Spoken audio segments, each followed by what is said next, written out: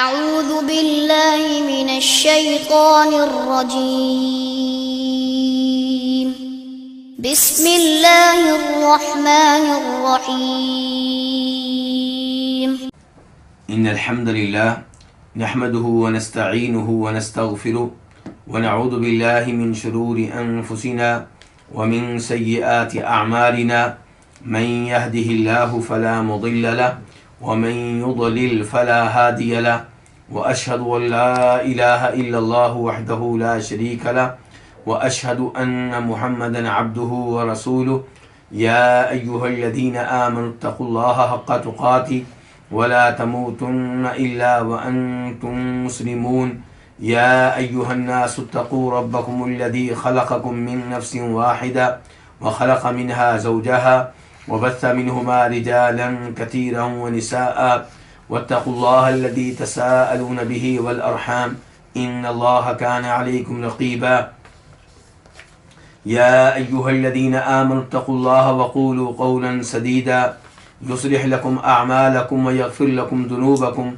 ومن يطع الله ورسوله فقد فاز فوزا عظيما أما بعد فإن خير الحديث كتاب الله وخير الهدي هدي محمد صلى الله عليه وسلم وشر الأمور محدثاتها وكل محدثة بدعة وكل بدعة ضلالة وكل ضلالة في النار.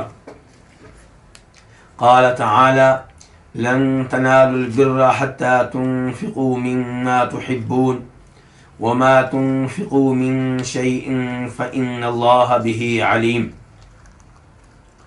سورہ آل عمران آیت نمبر 92 چوتھے سپارے کا آغاز ہو رہا ہے. یہاں سے اللہ رب العزت ارشاد فرماتے ہیں لن تنالوا البر، تم کامل نیکی کو ہرگز حاصل نہیں کر سکو گے یہاں تک کہ تم خرچ کرو اس میں سے جس سے تم محبت کرتے ہو، اور تم جو چیز بھی خرچ کرو گے تو یقیناً اللہ رب العزت اسے بخوبی جاننے والا ہے.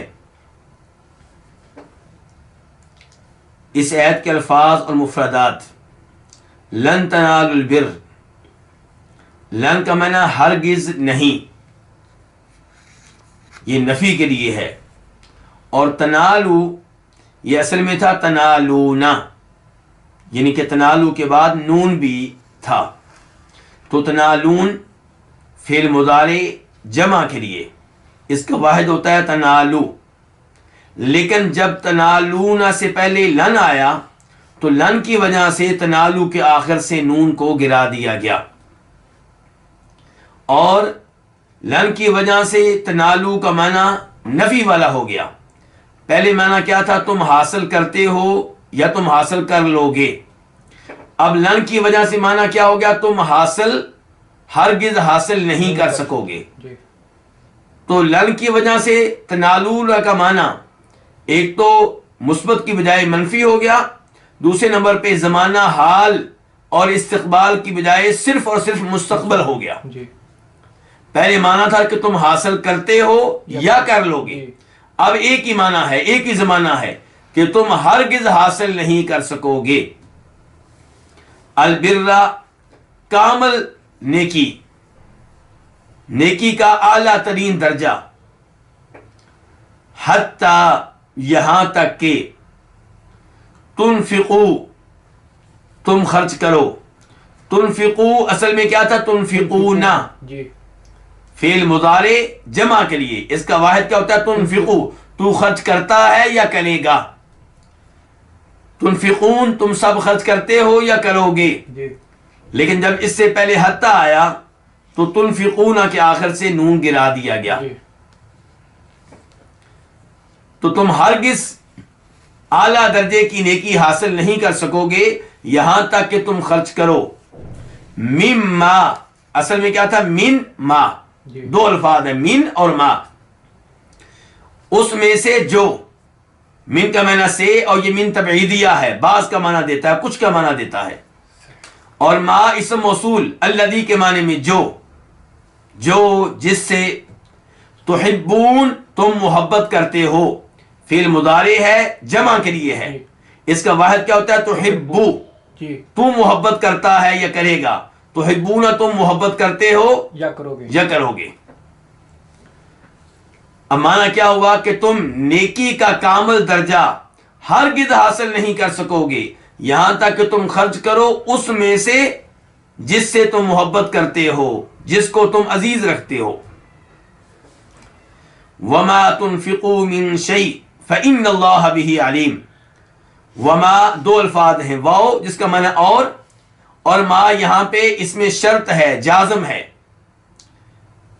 تنفقوا یہ اصل میں کیا تھا؟ تنفقون، جی اور اس پہ گفتگو ہو چکی ہے۔ جی یہاں سے بھی نون گرا دیا گیا، کس کی وجہ سے؟ ما شرطیہ کی وجہ سے۔ جو بھی تم خرچ کرو، من شیئن، یہ من جو ہے یہ ما کی وضاحت کے لیے آیا ہے، اس کو کہتے ہیں من بیانیہ۔ جو بھی خرچ کرو، یہ جو ہے ما اس کی وضاحت کے لیے آیا، من شیئن، جو بھی چیز تم خرچ کرو، جس چیز کو بھی تم خرچ کرو، فإن اللہ، یہ فا جو ہے یہ شرط کے جواب میں ہے تو، جی انا بے شک، انا تاکید کے لیے آتا ہے، یقیناً بے شک، اللہ تعالیٰ بھی اسے، اس چیز کو، جی بھی کی ہی ضمیر کی طرف جاری، شیء کی طرف، جی اس چیز کو علیم اچھی طرح جاننے والا ہے، اس کا اللہ تعالیٰ اچھی طرح علم رکھنے والا ہے۔ اب ہم آتے ہیں اس آیت کی تفسیر کی طرف۔ اللہ رب العزت نے اس آیت میں اپنی راہ میں خرچ کرنے کی ترغیب دی ہے، اور ترغیب دیتے ہوئے اللہ تعالیٰ فرما رہے ہیں کہ اگر تم چاہتے ہو کہ تمہیں نیکی کا کمال درجہ، اعلیٰ ترین درجہ ملے، تو پھر تم اللہ کی راہ میں وہ مال خرچ کرو جو تمہارا اعلیٰ ترین مال ہو، جو سب سے شاندار مال ہو، جس مال سے تمہیں سب سے زیادہ محبت ہو۔ اور صحابہ کرام نے اس آیت پہ عمل کرنے کا حق ادا کر دیا۔ جی چنانچہ امام بخاری رحمہ اللہ روایت کرتے ہیں جناب انس بن مالک رضی اللہ تعالیٰ عنہ سے، وہ کہتے ہیں کہ مدینہ منورہ میں انصاریوں میں کھجوروں کے باغات کے اعتبار سے سب سے زیادہ امیر ابو طلحہ تھے۔ جب یہ آیت نازل ہوئی تو ابو طلحہ نبی صلی اللہ علیہ وسلم کے پاس آتے ہیں اور کہتے ہیں اے اللہ کے رسول، اللہ تعالیٰ فرما رہے ہیں کہ لن تنالوا البر حتی تنفقوا مما تحبون، کہ تم نیکی کا اعلیٰ درجہ اس وقت تک حاصل نہیں کر سکو گے جب تک کہ تم اللہ کی راہ میں وہ مال خرچ نہ کرو جس مال سے تمہیں سب سے زیادہ محبت ہو۔ اور میرے مال میں جو مجھے سب سے زیادہ محبوب ہے وہ میرا باغ بیروحا ہے۔ بیروحا یہ باغ مسجد نبوی کے سامنے تھا، اور اتنا اچھا باغ تھا کہ خود نبی کریم صلی اللہ علیہ وسلم اس باغ میں تشریف لے جایا کرتے تھے، اس باغ کے پھل کو پسند کرتے تھے، اور اس باغ کے کنویں کے پانی کو بھی آپ پسند کرتے تھے، تو آپ اس باغ میں جاتے، اس کا پھل کھاتے، اس کا پانی پیتے۔ لیکن جب یہ آیت نازل ہوئی، ابو طلحہ کہتے ہیں اے اللہ کے رسول علیہ الصلوۃ والسلام، انہا صدقۃ للہ، آج سے میں اس باغ کو اللہ کی راہ میں وقف کر رہا ہوں۔ اب فرمایا ارجو برہا ودخرہا عند اللہ، آج سے مجھے اس کے پھل کی امید نہیں ہے، اس سے دنیاوی منافع آنے کی امید نہیں ہے، آج سے مجھے اس باغ پہ یہ امیدیں ہیں کہ روز قیامت میرے لیے نیکیوں کے حصول کا سبب بنے گا، اور روز قیامت کے لیے میری طرف سے اللہ کے ہاں ذخیرہ ہو جائے گا۔ اے اللہ کے رسول علیہ الصلوۃ والسلام، ضعھا حیثما اراک اللہ، اللہ کی دی گئی تعلیمات کی روشنی میں آپ اس باغ کو جہاں خرچ کرنا چاہیں خرچ کریں، جہاں پہ لگانا چاہیں لگائیں، جس کو دینا چاہیں دیں۔ تو فرمایا نبی علیہ الصلوۃ والسلام نے بخ ذالک مال رابح، بخ ذالک مال رابح، بہت خوب، یہ مال کتنا شاندار مال ہے، یہ مال کس قدر منافع کا سبب بننے والا ہے، یعنی کہ یہی وہ مال ہے جو حقیقت میں انسان کے لیے نفع کا سبب بنے گا، انسان کیا سمجھتا ہے کہ یہ مال میں اللہ کی راہ میں دے رہا ہوں، مجھے نقصان ہوگا؟ فرما رہے ہیں نبی علیہ الصلوۃ والسلام یہی وہ مال ہے جس سے تمہیں حقیقی معنوں میں نفع ملنے والا ہے۔ پھر آپ نے کہا کہ میں نے تمہاری گفتگو ساری سن لی ہے، میرا مشورہ یہ ہے کہ یہ باغ اپنے رشتہ داروں میں اور اپنے چچا کے بیٹوں میں تقسیم کر دو۔ چنانچہ ابو طلحہ فرماتے ہیں اے اللہ کے رسول علیہ الصلوۃ والسلام افعل، جیسے آپ نے حکم دیا میں ویسا ہی کروں گا۔ چنانچہ انہوں نے یہ باغ اپنے رشتہ داروں میں اور چچا کے بیٹوں میں تقسیم کر دیا۔ اس عمل سے آپ یہ بھی اندازہ کر سکتے ہیں کہ صحابہ کرام قرآن کریم دھیان سے پڑھتے تھے، توجہ سے پڑھتے تھے، اس کے معنی پہ غور و فکر کرتے تھے، اس کا اثر لیتے تھے، اس پہ عمل کرنے کی ہر ممکن کوشش کرتے تھے۔ قرآن ان کے اوپر اثر ڈالا کرتا تھا، قرآن نے ان کو تبدیل کر کے رکھ دیا۔ ہمیں بھی چاہیے کہ ہم جب قرآن پڑھیں اور سنیں اس نیت سے پڑھیں اور سنیں کہ ہم نے اس کو سمجھنا ہے، غور و فکر کرنا ہے اور اس کے اوپر عمل کرنا ہے اور اپنی زندگی کو اس کے مطابق تبدیل کرنا ہے۔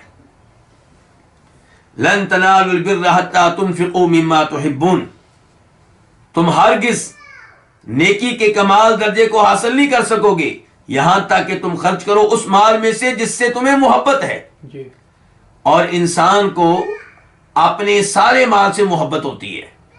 اللہ تعالیٰ فرماتے ہیں سورۃ الفجر میں وَتُحِبُّونَ الْمَالَ حُبًّا جَمًّا، تم لوگ مال سے بہت محبت کرتے ہو، لیکن انسان کے مال میں کچھ مال ایسا ہوتا ہے جس سے اسے دوسرے مال کے مقابلے میں زیادہ محبت ہوتی ہے، تو آپ اس میں سے جب اللہ کی راہ میں خرچ کریں گے تو آپ نیکی کے اعلیٰ درجے کو پا لیں گے۔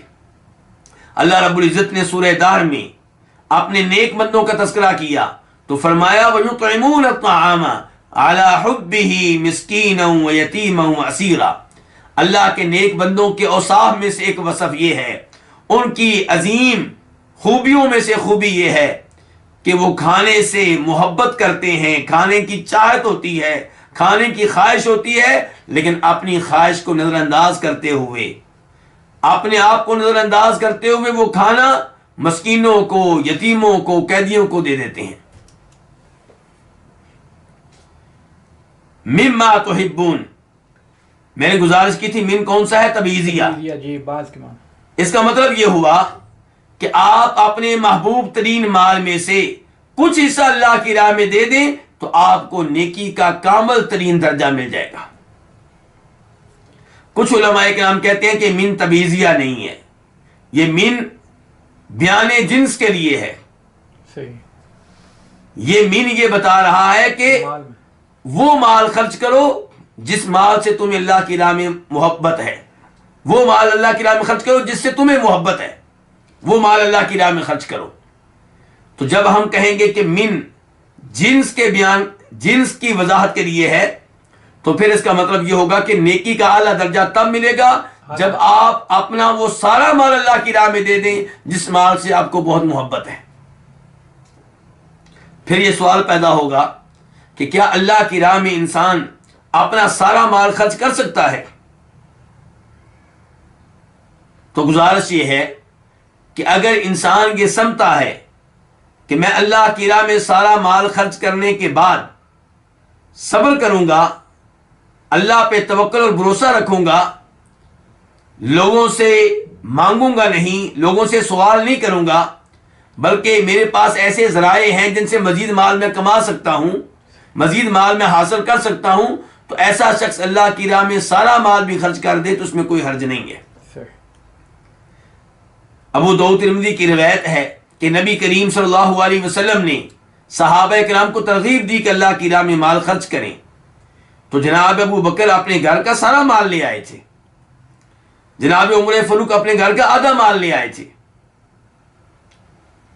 تو جناب ابو بکر اللہ پہ بے پناہ توکل رکھنے والے انسان تھے، صبر کرنے والے انسان تھے، ایسے انسان نہیں تھے کہ جو مانگیں سوال کریں، تو اس لیے انہوں نے گھر کا سارا مال دے دیا۔ نبی علیہ الصلوۃ والسلام نے انہیں غلط قرار نہیں دیا۔ دوسری جانب جب کعب بن مالک رضی اللہ عنہ کی توبہ قبول ہوئی تو وہ نبی علیہ الصلوۃ والسلام کے پاس تشریف لائے اور کہنے لگے اللہ کے رسول میں اس توبہ کی وجہ سے، میری اللہ نے توبہ قبول کی ہے، اللہ کا شکر ادا کرتے ہوئے اپنا سارا مال اللہ کی راہ میں دینا چاہتا ہوں۔ تو آپ نے کہا تھا امسک علیک بعض مالک، سارا مال اللہ کی راہ میں نہ دو، کچھ مال اپنے پاس رکھ لو۔ تو نبی علیہ الصلوۃ والسلام نے جناب ابو بکر اور جناب کعب بن مالک میں اس معاملے میں فرق کیا ہے۔ اس لیے علماء کرام کہتے ہیں کہ اگر کوئی جناب صدیق کی طرح مضبوط توکل رکھتا ہو تو وہ سارا مال بھی اللہ کی راہ میں دے دے تو انشاءاللہ اس میں کوئی حرج نہیں ہے۔ لیکن جو جانتا ہے کہ میں سارا مال اپنی ملکیت سے نکالنے کے بعد پچھتاؤں گا، مجھے افسوس رہے گا اور طرح طرح کے شکوک و شبہات میرے دل میں آئیں گے اور میں لوگوں سے مانگنے پہ مجبور ہو جاؤں گا، تو ایسا آدمی اللہ کی راہ میں سارا مال خرچ نہ کرے بلکہ کچھ حصہ اپنے پاس رکھ لے۔ تو راجع بات یہ ہے کہ یہاں پہ من کیا ہے؟ تبعیضیہ، جس کا مطلب یہ ہوگا کہ تم لوگ نیکی کا اعلیٰ درجہ ہرگز حاصل نہیں کر سکو گے یہاں تک کہ تم اللہ کی راہ میں اس مال میں سے خرچ کرو، اس مال میں سے کچھ خرچ کرو جس سے تمہیں محبت ہے۔ وَمَا تُنْفِقُوا مِن شَيْءٍ فَإِنَّ اللَّهَ بِهِ عَلِيمٌ، اور تم جو بھی خرچ کرو تو اللہ تعالیٰ اسے بخوبی جاننے والا ہے۔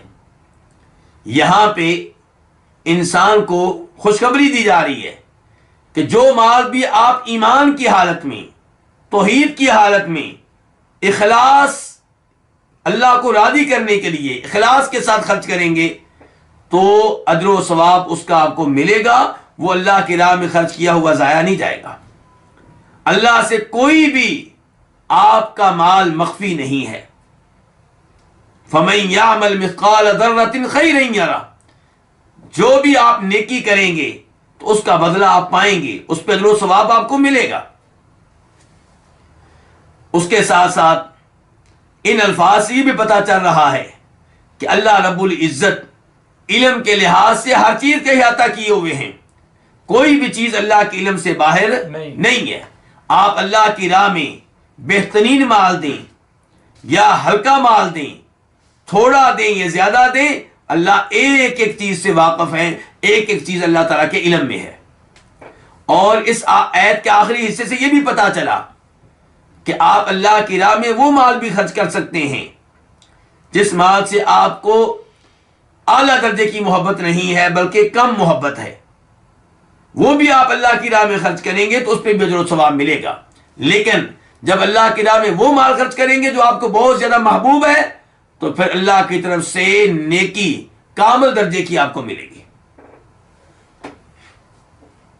اور ان الفاظ سے بھی پتا چلا کہ روز قیامت حساب ہوگا، نیک اعمال کرنے والوں کو اچھا بدلہ ملے گا۔ اسی لیے اللہ تعالیٰ کہہ رہے ہیں وَمَا تُنْفِقُوا مِن شَيْءٍ فَإِنَّ اللَّهَ بِهِ عَلِيمٌ، تم جو بھی خرچ کرو گے تو یقیناً اللہ تعالیٰ اس کا علم رکھنے والے ہیں۔ اس کے بعد آیت نمبر 93 اللہ تعالیٰ ارشاد فرماتے ہیں كُلُّ الطَّعَامِ كَانَ حِلًّا لِبَنِي إِسْرَائِيلَ إِلَّا مَا حَرَّمَ إِسْرَائِيلُ عَلَى نَفْسِهِ مِن قَبْلِ أَن تُنَزَّلَ التَّوْرَاةُ قُلْ فَأْتُوا بِالتَّوْرَاةِ فَاتْلُوهَا إِن كُنتُمْ صَادِقِينَ۔ ہر قسم کا کھانا بنی اسرائیل کے لیے حلال تھا سوائے اس کے جسے اسرائیل نے اپنے اوپر حرام کر لیا۔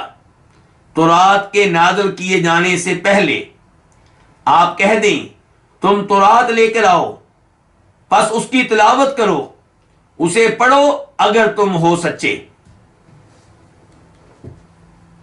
کل طعامی، کل کا معنی کیا ہوگا؟ سب، ہر قسم کے، اطعام کھانا، کانا تھا، ہلن حلال، لی بنی اسرائیل بنی اسرائیل کے لیے۔ بنی کا معنی کیا ہوتا ہے؟ بیٹے۔ یہ اصل میں کیا تھا؟ بنین، ابن کی جمع، لیکن جب بنین کا لفظ اسرائیل کی طرف مضاف ہوا تو نون کو گرا دیا گیا، تو اسرائیل کے بیٹے مراد کون ہے؟ اسرائیل، یعنی اسرائیل سے مراد کون ہے؟ یعقوب علیہ السلام۔ تو بنی اسرائیل یعقوب علیہ السلام کی اولاد، ان کی اولاد کا جو سلسلہ چل رہا ہے وہ سب اس میں داخل ہیں۔ اور اس میں یعقوب علیہ السلام کی بیٹیاں بھی داخل ہیں، جی کیونکہ یہاں پہ مراد قبیلہ ہے، بنی اسرائیل سے مراد ہے اولاد اسرائیل. الا سوائے مگر ما جو حرما حرام کر لیا، فعل ماضی ہے واحد کے لیے، حرام کر لیا اسرائیل نے، یعنی کہ یعقوب علیہ السلام نے، علی نفسہ اپنے اوپر، اپنی ذات پہ، من قبلی ان تنزل التوراۃ، تورات نازل کیے جانے سے پہلے. تنزل فعل مضارع ہے، جی واحد کے لیے ہے، مؤنث کے لیے ہے، اور اصل میں تھا تنزل.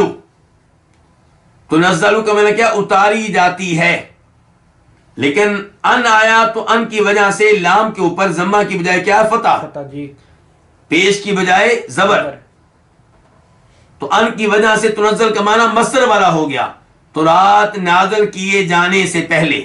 صحیح. قل فعل امر ہے واحد کے لیے، آپ کہہ دیں، تو کہہ دے. فَأْتُو پس تم لاؤ، جی فا الگ ہے اور ایتو الگ ہے. جی ایتو فعل امر ہے، جمع کے لیے ہے، اس کا واحد کیا ہوتا ہے؟ ایتی. جی اور ایتی تو آ، ایتو تم آؤ، لیکن چونکہ ایتو کے بعد با آ رہی ہے تو اب مانا ہوگا تم لاؤ. ایتو تم آؤ، اور ایتو کے بعد با کی وجہ سے مانا کیا ہوگا؟ تم لاؤ. اور ایتو بالتوراتی، تم تورات لاؤ. فتلوہا پس تم اس کی تلاوت کرو، پس تم اسے پڑھو. فتلوہا یہ تین الفاظ ہیں، فا الگ ہے جی اتلو، اور اتلو یہ الگ ہے اور ہا الگ ہے. اتلو فعل امر ہے، جمع کے لیے ہے، تم تلاوت کرو، تم پڑھو. اس کا واحد کیا ہوتا ہے؟ اتلو، تو پڑھ. جیسا کہ اللہ تعالیٰ فرماتے ہیں سورہ عنکبوت میں، اتلو ما اوحی الیک من الکتاب واقم الصلاۃ. تو اتلو تو تلاوت کر، ایک آدمی کو کہا جائے گا اتلو. صحیح. اور اتلو واو کے ساتھ جب زیادہ ہوں، تم سب تلاوت کرو، تم سب پڑھو. ہاں اس کو، کس کو؟ تورات کو.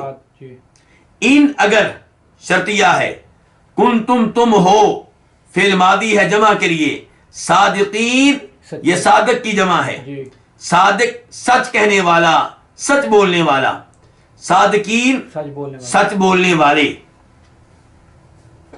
اب ہم آتے ہیں اس ایت کی تفسیر کی طرف.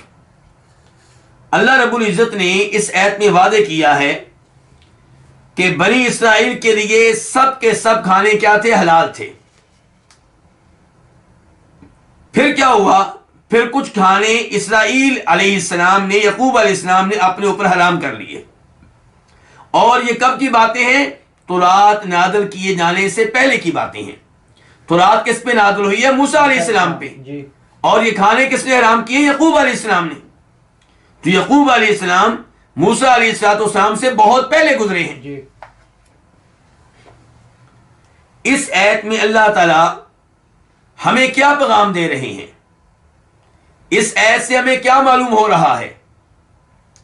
اللہ رب العزت نے قرآن حکیم میں کئی مقامات پہ وعدے کیا کہ بنی اسرائیل پہ کچھ کھانے حرام ہوئے ان کی سرکشیوں کی وجہ سے، ان کی زیادتیوں کی وجہ سے.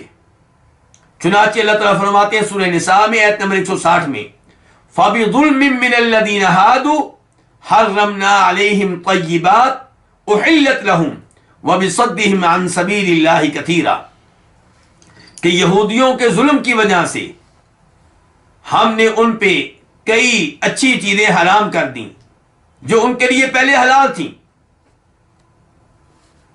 ایسے اللہ تعالیٰ فرماتے ہیں سورہ انعام میں آیت نمبر 146 میں، وَعَلَى الَّذِينَ هَادُوا حَرَّمْنَا كُلَّ ذِي ظُفُرٍ وَمِنَ الْبَقَرِ وَالْغَنَمِ حَرَّمْنَا عَلَيْهِمْ شُحُومَهُمَا إِلَّا مَا حَمَلَتْ ظُهُورُهُمَا أَوِ الْحَوَايَا أَوْ مَا اخْتَلَطَ بِعَظْمٍ ذَلِكَ جَزَيْنَاهُمْ بِبَغْيِهِمْ وَإِنَّا لَصَادِقُونَ.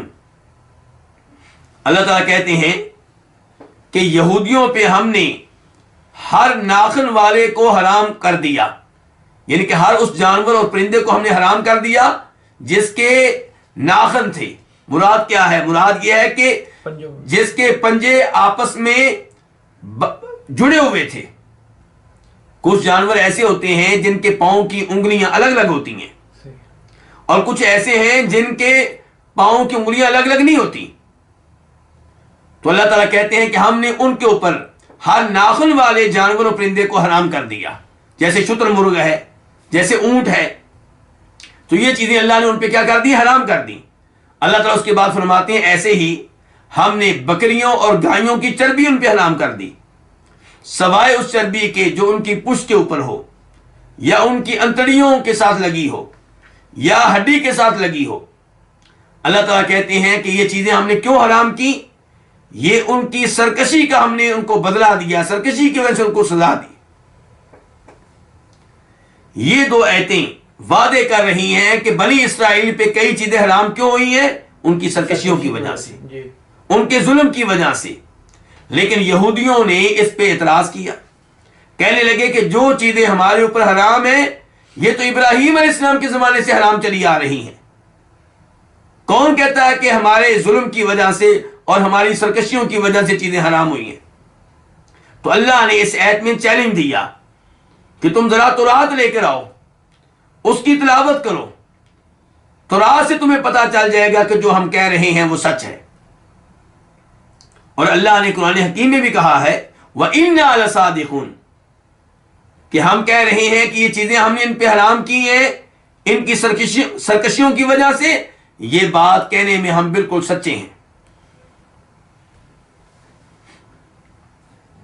دوسرے نمبر پہ یہ بات معلوم رہے کہ یہودی تورات میں نسخ کے قائل نہیں تھے.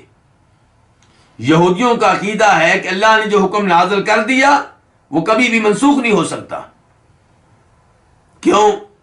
کہتے ہیں کہ اگر ہم نے یہ مان لیا کہ اللہ کچھ احکام نازل کرنے کے بعد انہیں کینسل کر دیتے ہیں، منسوخ کر دیتے ہیں، ان کی جگہ پہ نیا حکم نازل کرتے ہیں، تو اس سے بدا کا عقیدہ ماننا پڑے گا. بدا کس کو کہتے ہیں؟ ظاہر ہونے کو. یعنی کہ پھر یہ ماننا پڑے گا کہ نعوذ باللہ اللہ تعالیٰ نے پہلے ایک آرڈر نازل کیا، بعد میں اللہ کو پتا چلا کہ وہ آرڈر مناسب نہیں ہے تو اللہ نے اس کو اٹھا لیا اور اس کی جگہ پہ نیا آرڈر نازل کیا. اس کا مطلب یہ ہے کہ اللہ کو کئی باتیں پہلے معلوم نہیں ہوتی، بعد میں معلوم ہوتی ہیں. یہ کون کہہ رہے ہیں؟ یہودی کہہ رہے ہیں. جی.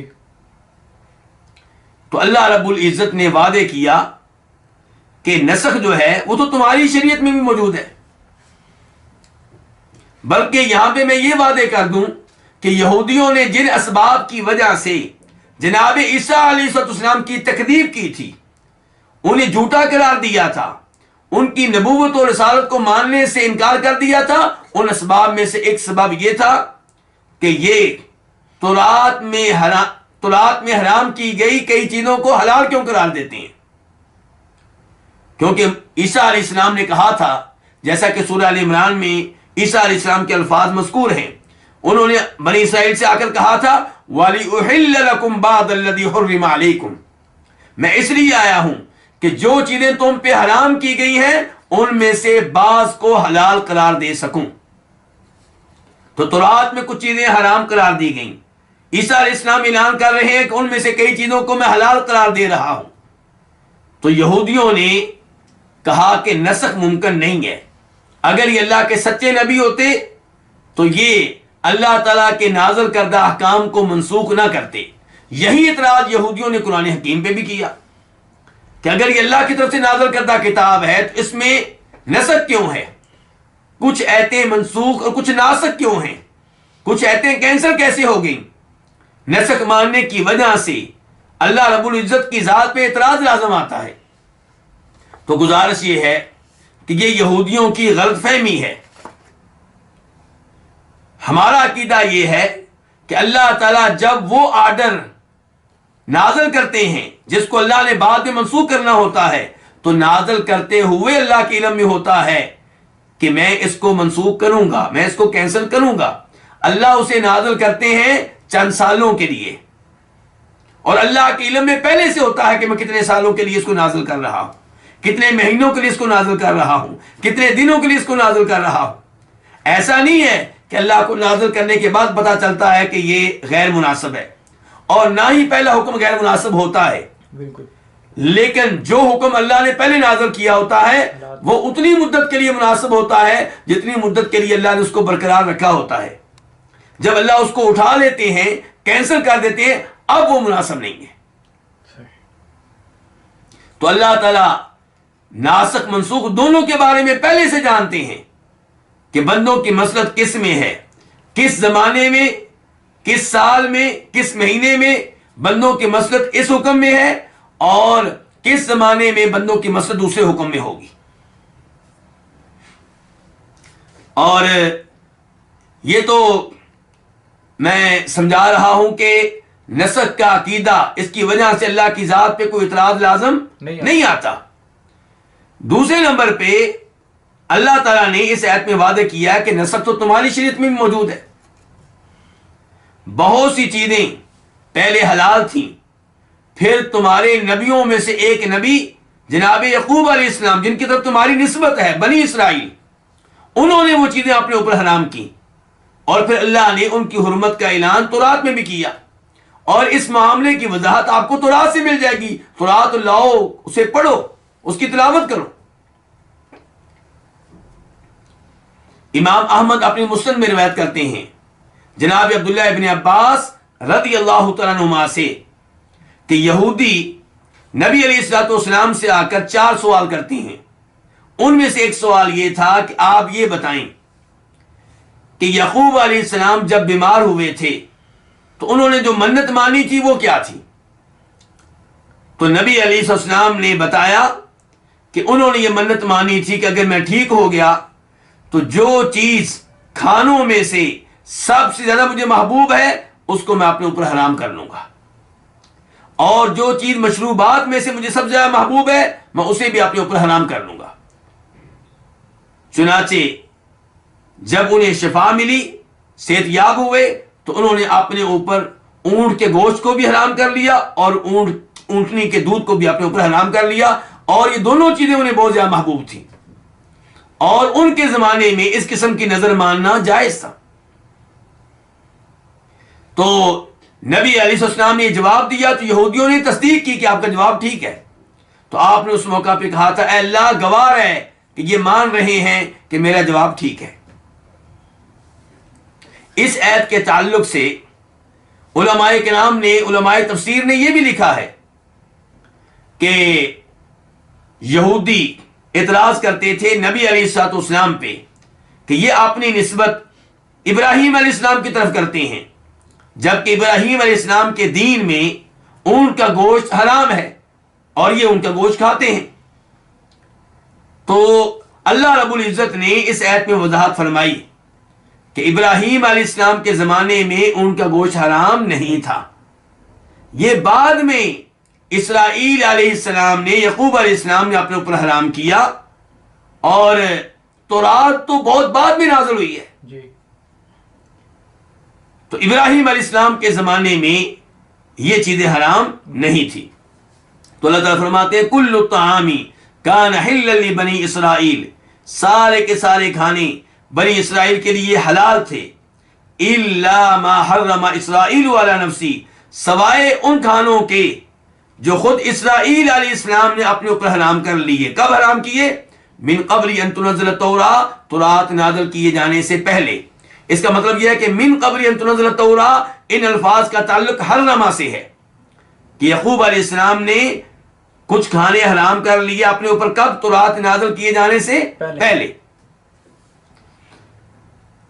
اس ایسے بھی پتا چلا کہ تورات اللہ رب العزت کی طرف سے نازل کردہ کتاب ہے، اور اس میں کوئی شک و شبہ نہیں ہے۔ اللہ رب العزت نے تورات اپنے ہاتھوں سے لکھی اور اسے موسیٰ علیہ السلام پہ نازل کیا۔ اس آیت کا آخری جملہ کہ تم تورات لے کر آؤ، اس کی تلاوت کرو اگر تم سچے ہو، تو یہاں اللہ تعالیٰ چیلنج دے رہے ہیں کن کو؟ یہودیوں کو، کہ اگر تم سچے ہو تو تورات لے کر آؤ، کھولو، اسے پڑھو، پتہ چل جائے گا کہ سچا کون ہے۔ تورات بتائے گی کہ تم جھوٹے ہو، یہاں ایک حدیث آپ کے سامنے رکھنا چاہوں گا جسے امام بخاری اپنی صحیح میں لے کر آئے ہیں کہ نبی علیہ الصلوۃ والسلام کے پاس یہودی ایک لڑکے اور ایک لڑکی کو لے کر آئے، کہنے لگے کہ ان دونوں نے زنا کیا ہے، بدکاری کی ہے، آپ ان کا فیصلہ فرمائیں۔ تو آپ علیہ الصلوۃ والسلام نے فرمایا کہ تم مجھے بتاؤ کہ تمہاری کتاب میں اس شخص کے بارے میں جو اس جرم کا ارتکاب کرے کون سی سزا ذکر کی گئی ہے؟ کہنے لگے ہمارے ہاں تو یہ ہے کہ جو یہ جرم کرے ہم اس کے منہ کو کالا کرتے ہیں، اسے ذلیل و رسوا کرتے ہیں۔ تو نبی علیہ السلام نے مطالبہ کیا کہ تورات لے کر آؤ۔ وہ تورات لے کر آئے، اور جب تورات لائی گئی تو وہ اپنے میں سے ایک آدمی سے کہنے لگے پڑھو بھائی تورات۔ چنانچہ اس آدمی نے اس ایت پہ ہاتھ رکھ لیا جس ایت میں یہ بتایا گیا تھا کہ جو بدکاری کرے اسے سنسار کر دو، جو زنا کرے اسے پتھر مار مار کے ہلاک کر دو۔ تو اس آدمی سے مطالبہ کیا گیا کہ اپنا ہاتھ اٹھاؤ۔ جب ہاتھ اٹھایا تو وہ ایت موجود تھی جس میں اس حکم کا تذکرہ ہے کہ زنا کرنے والے کو سنسار کیا جائے گا۔ تو نبی علیہ الصلوۃ والسلام یہودیوں کو چیلنج کرتے رہتے تھے کہ قل فاتوا بالتوراۃ فاتلوها ان کنتم صادقین، اگر تم سچے ہو تو اپنی کتاب لے کر آؤ، کیونکہ تمہاری کتاب تمہارے خلاف فیصلہ سنائے گی۔ اب یہاں پہ یہ سوال پیدا ہوگا، اور یہ بڑا ہی اہم سوال ہے کہ کیا تورات اس قابل رہی ہے کہ اس کے اوپر اعتماد کیا جائے، اور مسلمان یہودیوں کو چیلنج کریں کہ تورات لے کر آؤ؟ وہ وعدے کرے گی کہ تم غلط ہو، وہ وعدے کرے گی کہ تم جھوٹے ہو۔ کیا تورات میں تحریف نہیں ہو چکی؟ کیا تورات کو تبدیل نہیں کیا جا چکا؟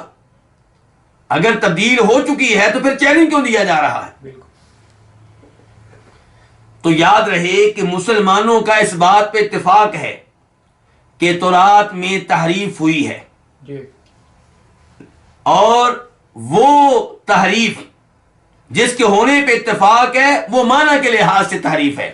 ان کے الفاظ کے بارے میں فی الحال میں بات نہیں کر رہا، یعنی کہ علماء کرام کے یہ اتفاق ہے کہ تورات کے معنی و مفہوم کو تبدیل کیا ہے یہودیوں نے۔ اب سوال پیدا ہوگا کہ کیا تورات کے الفاظ میں کوئی تحریف نہیں ہے؟ کیا تورات کے الفاظ بالکل ویسے ہیں جیسے اللہ نے نازل کیے تھے؟ تو اس کا جواب یہ ہے کہ اس بارے میں علماء اسلام میں اختلاف پایا جاتا ہے۔ علماء اسلام کا ایک گروہ یہ کہتا ہے کہ تورات و انجیل کے تمام الفاظ تبدیل ہو چکے، تحریف کی جا چکی۔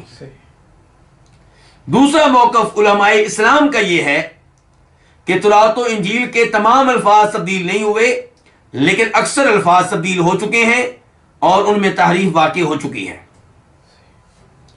تیسرا موقف یہ ہے کہ تورات و انجیل کے تمام الفاظ میں تحریف نہیں ہوئی، لیکن کچھ الفاظ میں تحریف ہوئی ہے، کچھ الفاظ کو تبدیل کیا گیا ہے۔ یہ موقف ہے امام ابن تیمیہ رحمہ اللہ کا، ان کے شاگرد امام ابن القیم کا، اور امام ابن تیمیہ کے دوسرے شاگرد امام ابن کثیر کا۔ چوتھا موقف علماء اسلام کا یہ ہے کہ تورات میں الفاظ کے لحاظ سے کوئی تحریف نہیں ہوئی، کوئی تبدیلی نہیں ہوئی، تورات کے الفاظ بالکل ویسے ہیں جیسے اللہ نے نازل کیے تھے۔ اور یہ موقف رکھنے والوں میں ایک امام بخاری رحمہ اللہ ہے، اور دوسرے نمبر پہ امام ابن عبد البر ہیں۔ اب سوال یہ پیدا ہوتا ہے کہ ان اقوال میں سے راجح قول کون سا ہے؟ راجح قول وہ ہے جسے امام ابن تیمیہ اور ان کے شاگردوں نے اختیار کیا ہے کہ تورات میں معنوی تحریف کے ساتھ ساتھ لفظی تحریف سے انکار نہیں کیا جا سکتا۔ الفاظ کو بھی تبدیل کیا گیا ہے، لیکن چند الفاظ کو، بعض الفاظ کو۔ ہم یہ نہیں کہہ سکتے کہ تورات و انجیل کے سب الفاظ جو ہیں انہیں تبدیل کیا جا چکا، اور نہ ہی یہ کہہ سکتے ہیں کہ اکثر الفاظ کو تبدیل کیا جا چکا۔ اسی لیے تو اللہ رب العزت چیلنج کر رہے ہیں، کہتے ہیں قل فاتوا بالتوراۃ فاتلوها ان کنتم صادقین، تورات لے کر آؤ، اسے پڑھو اگر تم سچے ہو۔ اور اسی لیے نبی علیہ الصلوۃ والسلام نے کہا تھا جب آپ کے پاس بدکاری کرنے والے لڑکے لڑکی کو لایا گیا کہ اپنی تورات لے کر آؤ، اس کا مطلب یہ ہے کہ تورات میں عام طور پہ الفاظ ویسے ہی ہیں جیسے اللہ رب العزت نے نازل کیے تھے، البتہ کہیں کہیں تحریف واقع ہوئی ہے۔ قل فأتوا بالتوراة فاتلوها ان کنتم صادقین، تو تم تورات لے کر آؤ، اس کی تلاوت کرو اگر تم سچے ہو، یعنی کہ تورات کی جب تلاوت کرو گے، تورات پڑھو گے، تو تمہیں معلوم ہوگا کہ کچھ چیزیں ایسی تھیں جو پہلے تمہارے اوپر حلال تھیں، بعد میں حرام کی گئیں، اور انہیں حرام کرنے والے کون تھے؟ یعقوب علیہ السلام، انہوں نے اپنے اوپر حرام کیا تو بعد والوں کے اوپر بھی حرام کر دی گئیں۔ اس کے بعد اللہ رب العزت ارشاد فرماتے ہیں آیت نمبر 94 میں، فَمَنِ افْتَرَىٰ عَلَى اللَّهِ الْكَذِبَ مِن بَعْدِ ذَلِكَ فَأُولَٰئِكَ هُمُ الظَّالِمُونَ، پس جو اللہ پہ جھوٹ باندھے اس کے بعد تو یہی لوگ ہیں ظلم کرنے والے۔ فمن افطرا، فمن افطرا اصل میں کیا؟ فمن، نون کے نیچے جو زیر ہے کسرہ ہے، یہ اس لیے ہے تاکہ فمن کو افطرا کے ساتھ ملایا جائے، ورنہ حقیقت میں یہاں پہ کسرہ نہیں ہے۔ تو فمن فا کا میں پس، من اسم موصول ہے جو، افطرا جھوٹ باندھے، جھوٹ گڑے، علی اللہ اللہ تعالیٰ پہ، الکذبہ جھوٹ، من بعد ذالک اس کے بعد، یعنی کہ جب صورتحال وعدے کی جا چکی، جب حق وعدے ہو چکا، پھر بھی کوئی اللہ پہ جھوٹ باندھے، فاولئک هم الظالمون، تو وہ کیا ہے؟ ظالم ہیں۔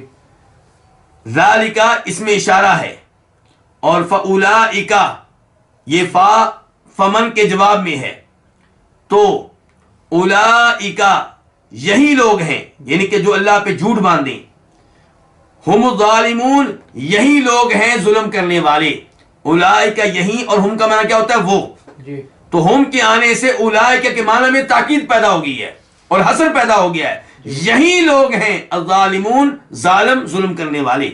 الظالمون جمع ہے کس کی؟ ظالم کی۔ اللہ رب العزت اس آیت میں وعدے کر رہے ہیں کہ ہم نے حق وعدے کر دیا، اب حق وعدے ہو جانے کے باوجود اگر کوئی اللہ کے اوپر جھوٹ بولتا ہے، اللہ کی طرف غلط بات کی نسبت کرتا ہے، تو وہ اپنے اوپر ظلم کر رہا ہے، اور اس ظلم کی سزا اسے روز قیامت ملے گی، الا یہ کہ اس سے توبہ طیب ہو جائے۔ آیت نمبر 95 اللہ تعالیٰ فرماتے ہیں، قل صدق اللہ فاتبعوا ملت ابراہیم حنیفا وما کان من المشرکین، قل آپ کہہ دیں، صدق اللہ، اللہ نے سچ کہا ہے، پس تم ابراہیم علیہ السلام کے دین کی پیروی کرو، حنیفن اس حال میں کہ ابراہیم یکسو تھے، وما کان من المشرکین اور وہ مشرکین میں سے نہیں تھے۔ قل آپ کہہ دیں، فعل امر ہے واحد کے لیے، صدقہ فعل ماضی ہے واحد کے لیے، اس نے سچ کہا، صدق اللہ اللہ تعالی نے سچ کہا، فاتبعوا پس تم پیروی کرو، فا الگ ہے اور اتبعوا الگ ہے، اتبعوا فعل امر ہے جمع کے لیے ہے، تم پیروی کرو، اس کا واحد کیا ہوتا ہے؟ اتبع، تو پیروی کر، ملتا دین ابراہیم، ابراہیم کا پیروی کرو، ابراہیم علیہ السلام کے دین کی، حنیفہ یہ حال ہے ابراہیم سے، اس حال میں کہ وہ یکسو تھے، یعنی کہ تمام ادیان کی بجائے صرف دین اسلام پہ چلنے والے تھے، باقی تمام ادیان سے لا تعلق تھے۔